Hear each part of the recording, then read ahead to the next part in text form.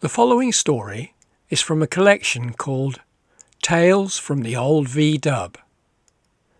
If you enjoy it, please like the video and maybe subscribe to the channel. If you really enjoy it, click on the link in the description below and you will be able to buy the book. This story is called The Dancing Stones.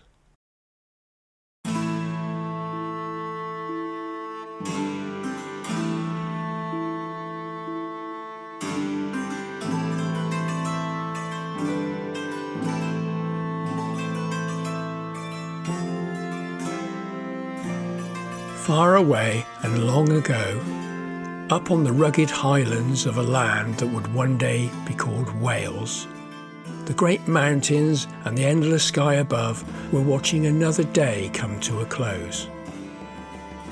As the setting sun came to rest briefly on a high ridge to the west, its slanting rays picked out a lonely valley winding its way between the hills and bathed it in a golden light.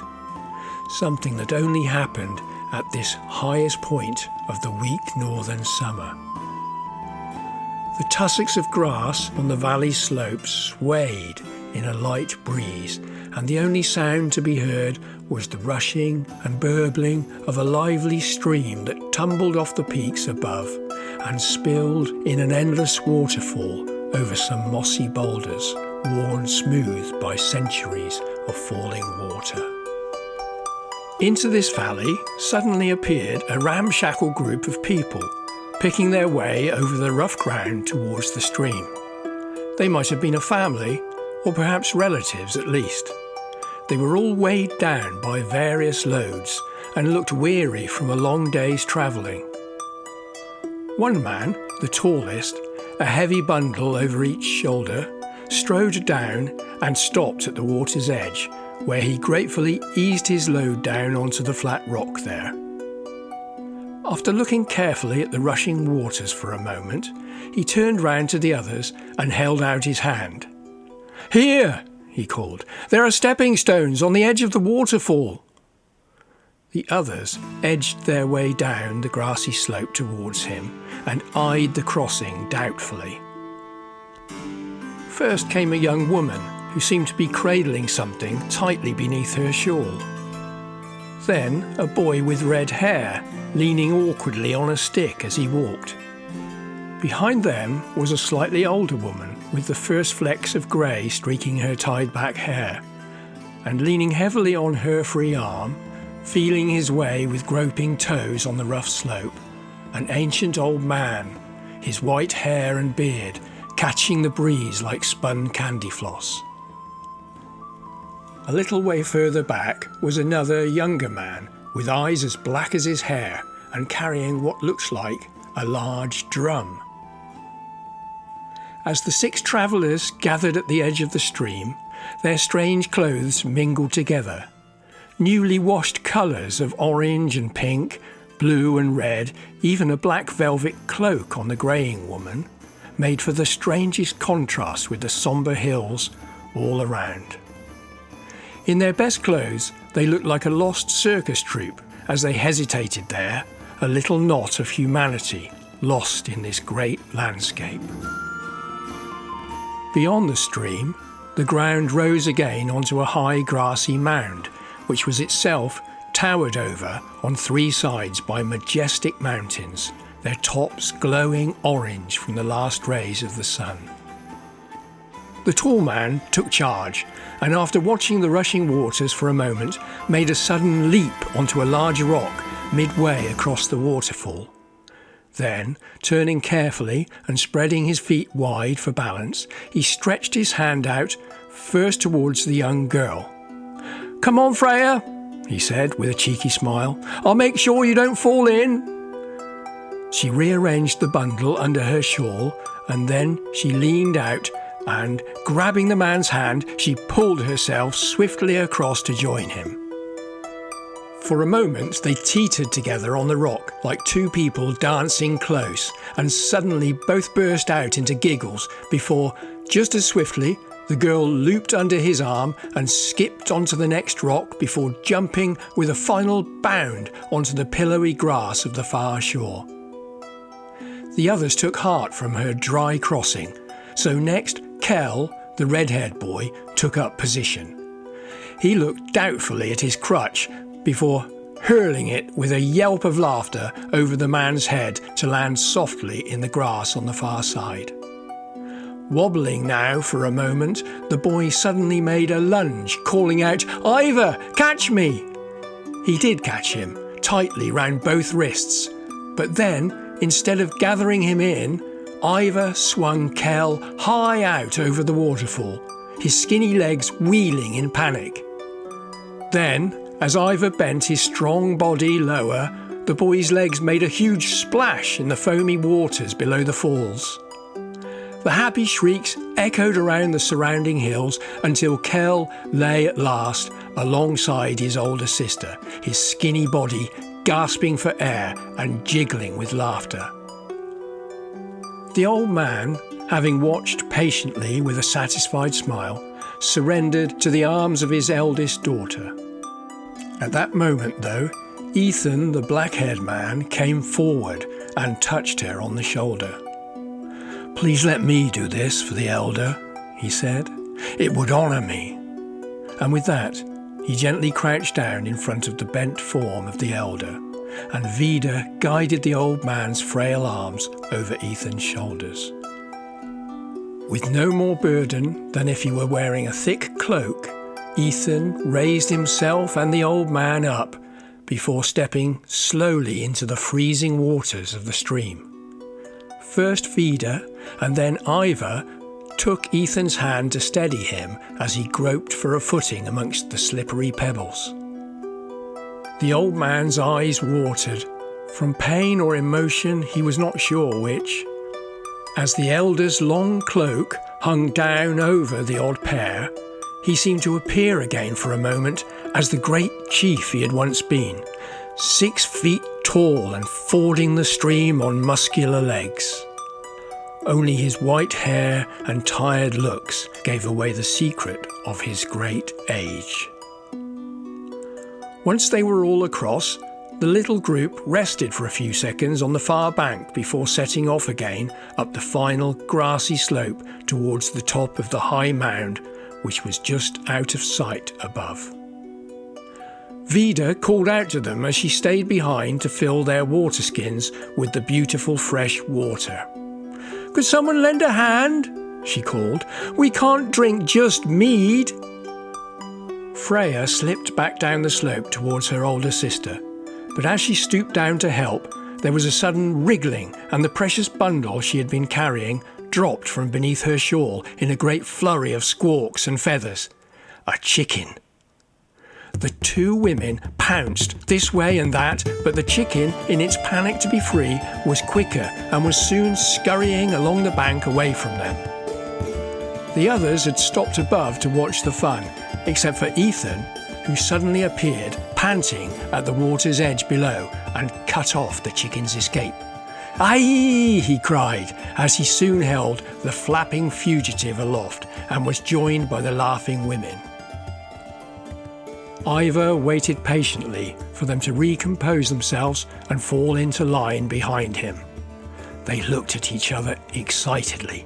Their long journey was nearly at an end. Ivor looked solemn but proud as he finally turned and led the little troop up the final slope. As they came on to the flat area on the top of the mound, they were greeted by a strange and wonderful sight. Amongst this great sea of grass, 5 huge stones, each as big as a man, stood proudly upright in a curving line, seeming to sprout from the earth itself. And beyond those was a circle of smaller stones, like a great necklace dropped from the sky. What's more, from the valleys beyond, on all sides, our travellers were overjoyed to see other groups of people approaching these great stones, with waving arms and shouts and cries of "Hello!" Dropping their loads, they all rushed up to greet each other in a great clamour of hugging and laughing. Each came from distant homelands and far-off corners of this great country. These gatherings being a rare chance to swap news and revive old ties and friendships. Clearly a huge party was planned to celebrate this event, as everyone unpacked their loads of food, drink and firewood. Soon enough, a wonderful feast was spread out in readiness on mats on the ground, and a huge fire was lit in the centre of the circle of stones. Our little group laid out their mats near the others and marvelled at the scene. It was so strange to see so many people all together in one place. "Time we cooked that chicken," said Freya, ruffling Kell's red hair. His face fell. He had been dreading this moment, as he had grown fond of Wyn, with her soft clucking and her mad dashes for freedom, not to mention the delicious eggs. He liked having her around as a sort of pet. "Come now, Kell, you do understand, don't you? As we are the host tribe this year, we have to bring the meat. It's a great honour for us, and we've been fattening Wyn up for weeks. Now off you go and catch her before she starts pecking at all the food that's laid out."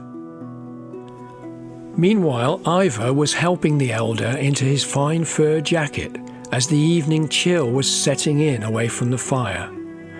"They will all see that you are still a great chief, father," said Ivor, next lowering a finely wrought golden crown over the old man's white hair. He smiled at his son and lifted his frail shoulders.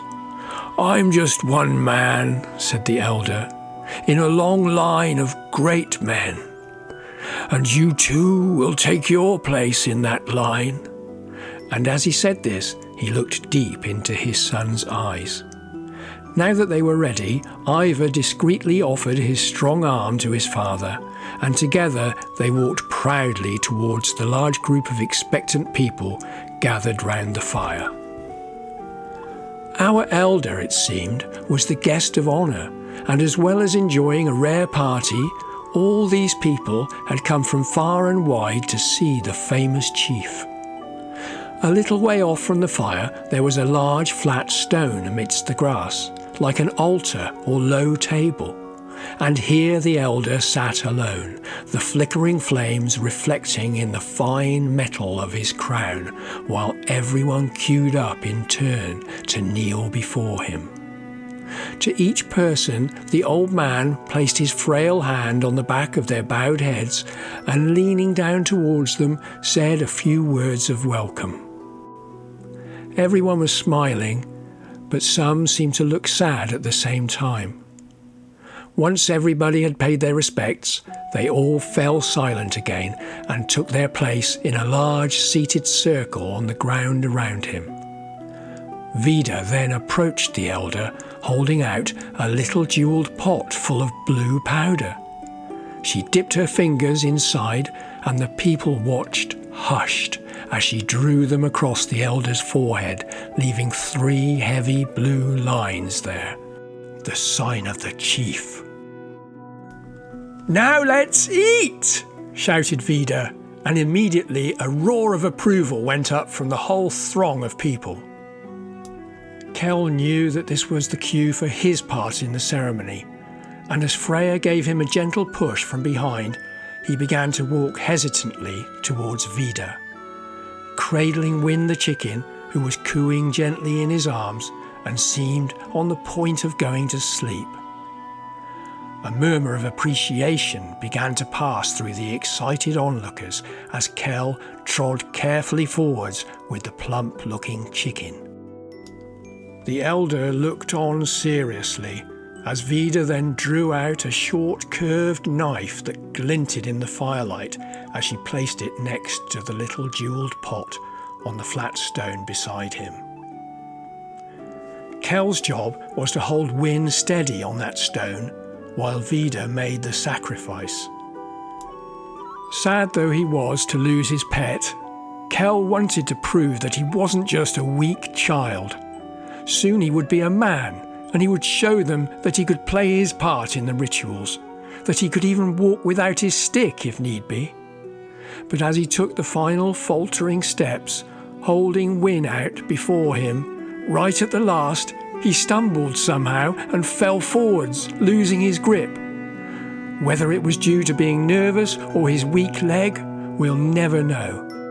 Immediately there was an explosion of hysterical squawking and flying feathers as Win flapped her wings and shot about, looking for an escape. Those nearest the scene rushed forward, shouting and laughing. Arms appeared from every side and attempted to seize the frightened bird. But somehow she dodged them all, and the next moment they were wondering where on earth she could have gone as they looked at the few curly feathers left drifting on the stone. "Extra meat for the person who catches her!" shouted Vida, looking down at Kel with a suspicious smile. "But now, let the feast begin!" shouted Ivor, coming forward in his turn. He helped his father to his feet and handed him a cup of mead. The elder then held out the cup high towards his guests before drinking it down in one gulp, causing another great cheer to go up. Now the party really started in earnest. The people milled around, everyone ate their fill, and even the children were warmed by the strong mead. As night fell, the hills all around slowly sank into the darkness. But as the fire blazed on, the huge standing stones glowed ever brighter. They loomed large over the happy people and almost seemed to move as the dark shadows flickered and danced across their stony faces. The crackling of the fire and the hubbub of conversation was suddenly joined by a new noise, deep, slow and rhythmic, like the beating of a heart. Everyone stopped talking and turned smiling to Ethan, for it was he, gently pounding his huge drum, his eyes fixed on the stars in the black sky above. Within moments, everyone was on their feet, yelping with excitement. Everyone held hands in a big untidy ring. They began to walk slowly around the circle of stones.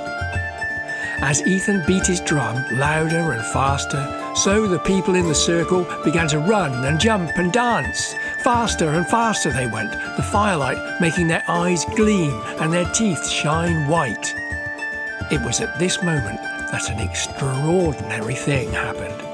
With difficulty, the elder had broken his way through the chain of dashing people, and now, standing close to the fire, he held up the little jewelled pot.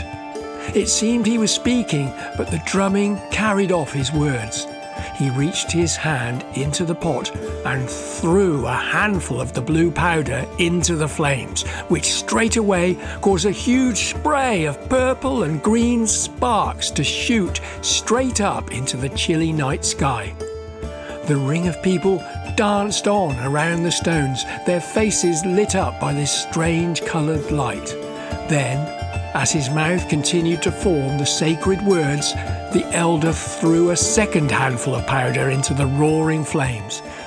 In the next instant, a mighty crash was sent echoing around the dark hillsides, accompanied by a blinding flash of light. So bright it was as if a lightning bolt had come to earth right there amongst them. The people stopped their dance and rubbed their eyes in astonishment, for all around them the stones were gone, and in their place living people had appeared. Where the 5 huge stones had been, now stood 5 living, breathing men and women. These newcomers took deep breaths, blinking slightly as if awakening from a dream. Each one had the same blue stripes across their forehead and was dressed in the finest clothes. Eager as everyone was to greet these revered old friends and leaders once more amongst them, they held back, transfixed as the elder continued his incantation. Once again, raising the jewelled pot as high as he could above his head, the elder's voice seemed to regain some of its old power. He delivered the final spell in a throaty roar and hurled the pot bodily into the heart of the fire. The immediate result was a great volley of lightning bolts that lit up the surrounding hills in a flashing kaleidoscope of colour. As sight slowly returned to the dazzling, blinking people, they saw with wonder that the circle of smaller stones had now been transformed as well. Only this time, it was into a ring of living children. Some very small, others older, all of them thought lost forever. The children's eyes grew wide with delight as, looking around them, they recognised mothers and fathers, their eyes shining with tears, and sisters and brothers so much older than they remembered. With squeals of laughter, they ran up to their families and were whisked up and hugged and kissed. Now the party really was in full swing. There had never been such fun. On into the night went the feasting and the laughter. Families shared their stories, old friendships were sworn, and new friendships were born. The elder and his family, like everyone else, knew the stories of these ancient chiefs by heart, and they sat humbly around the stone table with them and feasted them like old friends. The mead flowed well that night, and the elder's eyes had their old spark as he showed off his son Ivor to his kinsman. "You see, Ivor, just one man in a line of men," said the elder, holding his son's gaze and smiling proudly.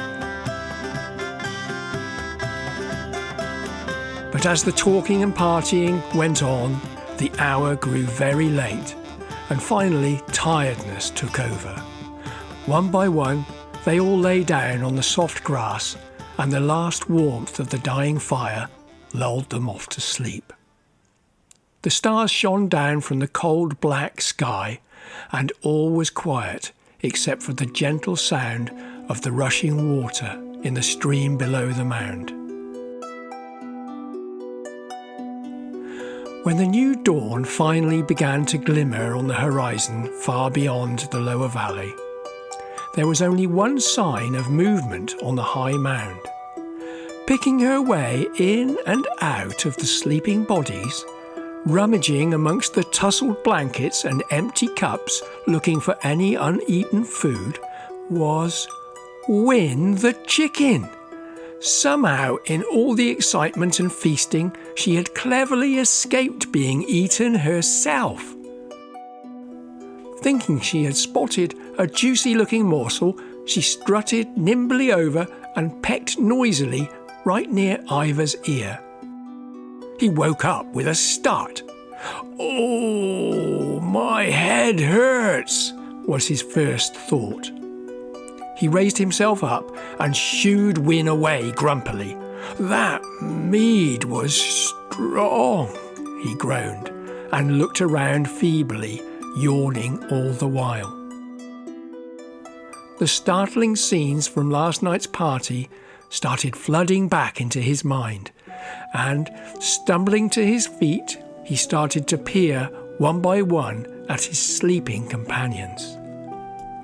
He quickly saw that all the children who last night had appeared so magically were nowhere to be seen, but the circle of small stones was once more in its place around the smouldering embers of the fire.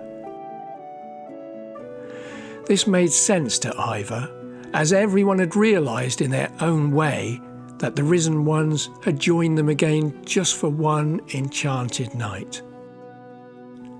But someone else was missing, he was sure of it, and then, with a start, he realised.